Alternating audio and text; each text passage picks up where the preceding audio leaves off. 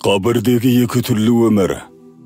Пайғамбарымыз саллаллаху алейхи вассалам хадистерінде адам қайтыс болғаннан кейін қабірде рухы денесіне қайта оралады да, содан соң екі періште оны отырғызып қойып сұрақ сұрайды делінген. Бір күні яхуди дінін ұстанатын бір әйел Айша анамыздан радиаллаху анха үйінде болады. Әлгі әйел сөз арасында қабір азабы туралы айтады да, артынан Алла сені қабір азабынан сақтасын дейді.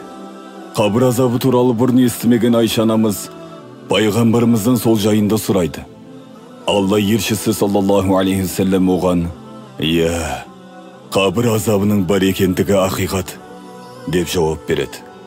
Ардақты пайғамбарымыз саллаллаху алейхи вассалам әр намазының соңында қабір азабынан Аллаға сыйынатын еді, дейді Айша анамыз радиаллаху анха.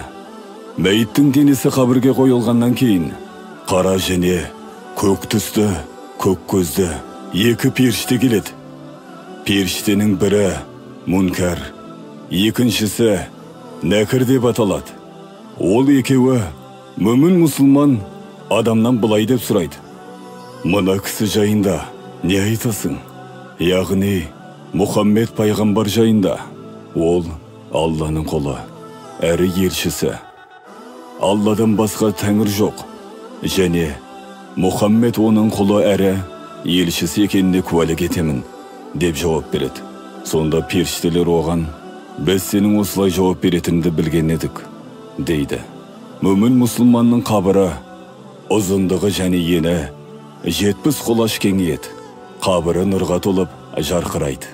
Періштелер мұнафиқтан да дәл осы сұрақты сұрайды. Сонда мұнафиқ: «Мен адамдардың айтқан сөздерін қайталап қана жүрдім. Ол кісінің кім екенін білмеймін» деп жауап береді. «Біз сенің осылай айтатыныңды білген едік» дейді қос періште. Осыдан кейін Алла тағала жерге тарыл деп бұйырады. Бұл әмірден кейін жердің қысылатыны сонша, мұнафиқтардың қабырғалары бір-біріне айқасып кіріп кетеді.